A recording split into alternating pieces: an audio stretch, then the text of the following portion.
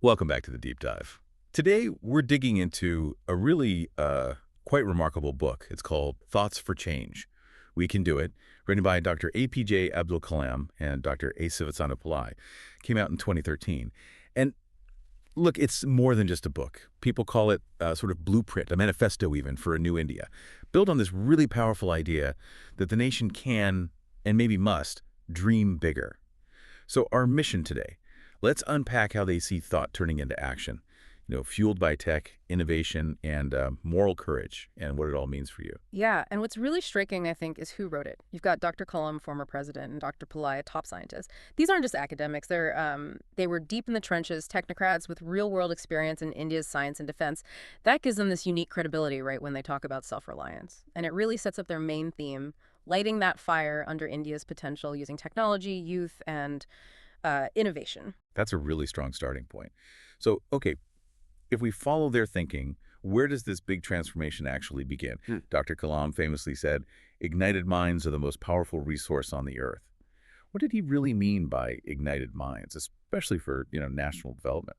Well, the key insight there, I believe, is how he saw India's huge youth population. It wasn't just a number. He saw them as this empathetic intellectual engine. Empathetic intellectual engine. I like that. Exactly. Ignited minds means young people who are smart, yes, but also driven by, he called it conviction with compassion. So their talent isn't just for themselves, it's actively aimed at solving the big national problems, agriculture, energy, health, space, you name it, and doing it with a real sense of shared purpose, of empathy. That mix of brain power and heart. Yeah. That's fascinating. So how did the book connect these ignited minds to actually doing things, specifically with technology? It really pushed for India to stop being just a tech consumer, right? Yeah. And to being a creator and exporter. Oh, absolutely. Yeah. That's a central argument. And they back it up with examples. They talk about the journey of ISRO, India's space agency. I mean, look at its achievements. That's homegrown capability. Incredible story. And then there's the Agni missile program, a huge defense tech achievement, and Dr. Pillai was right there leading parts of it. But it's not just, rockets and missiles. They also highlight things like telemedicine, using tech for remote healthcare, reaching people who wouldn't otherwise get it, and e-governance, using digital tools to empower rural areas. The message, you hear it again and again, is basically, we have the brains, we must now use them for national self-reliance. It's a real call to action. It really is. Yeah. Powerful stuff. Okay, so moving from that high-tech sphere, there's a section on agriculture that feels incredibly passionate. They call for a second green revolution, but crucially, driven by technology, not chemicals this time. What's the thinking there? Yeah, that part's really interesting. The radical idea, I think, is framing the Indian farmer as a kind of tech-savvy entrepreneur. Yeah. They push for a big shift to precision farming, using advanced weather forecasting, for better crop planning, monitoring soil health seriously, and maybe the biggest thing, giving farmers direct market access, cutting out the middlemen, using things like mobile apps, better prices, more control. Right, using tech to connect them directly. Exactly. Dr. Kalam had this deep respect for farmers, calling them unsung scientists because they're always innovating just to survive. The book argues we need to respect that, support it, use data, use connectivity to make farming more efficient and profitable. That really changes how you think about farming.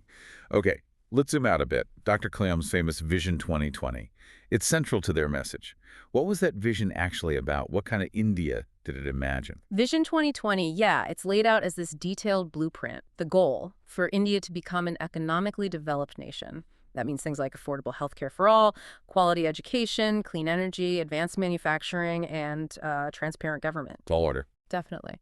But a key piece, something Kalam was really passionate about, was PURA, providing urban amenities in rural areas. PURA. The concept is quite elegant, really. Instead of everyone flooding into cities, bring the city's facilities, good roads, schools, e-learning, skills training, banking, bring them to rural centers. So decentralized development. Precisely. And they insist, this isn't some fantasy, they point to examples where it was already working. Tamil Nadu, Maharashtra, Orissa.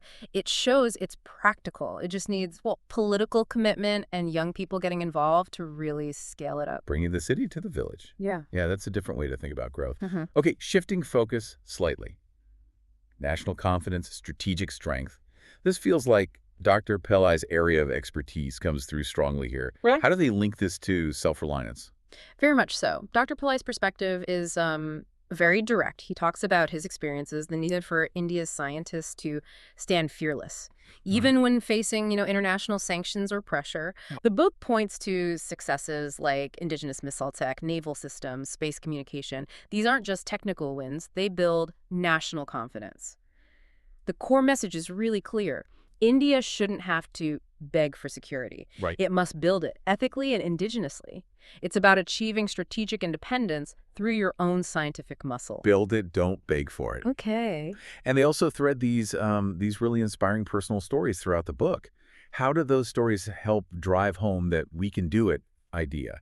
And how do they connect to the moral dimension they talk about? Ah, the stories. They're vital. They show these ignited minds aren't just an abstract concept. They're real people doing amazing things. You read about young innovators in Bihar building solar lights, or teachers in rural areas using mobile apps for tribal kids' education. Well, Women leading biotech startups in Tamil Nadu.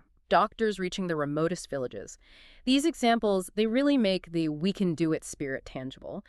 But it's not just what you do, it's how. That's where the values come in. Dr. Kalam often said, you must not only be great in skills, but also in values. the moral compass. Exactly. The book makes a strong plea for truth in public life, honesty in business, service in leadership, courage in media, civil society. They argue that progress without ethics is a hollow shell. Growth needs grace, justice, compassion to actually mean something lasting. So bringing it all together then, Thoughts for Change, We Can Do It. It really does feel less like a dream and more like a manual for building a nation. It has this mix of optimism, but also real practicality and this deep belief in the Indian potential. Absolutely. And its relevance, I think, is quite direct for you listening. Maybe you're a student, maybe a teacher, a policymaker, or just curious. The book is designed to sort of spark that belief that change really is possible, and importantly, that it starts with you. Yeah. And maybe a final thought to leave you with. Dr. Kalam's dream, it wasn't purely economic, was it? They describe it as civilizational, a vision for India that's strong, yes, but also spiritual and self-reliant. The book kind of pushes us, doesn't it, to think about what it means to actually build that dream, not just talk about it. So maybe ask yourself, what's one small thing you could start today that contributes, even a little, to that kind of big value-driven vision? Thanks for joining us for this deep dive.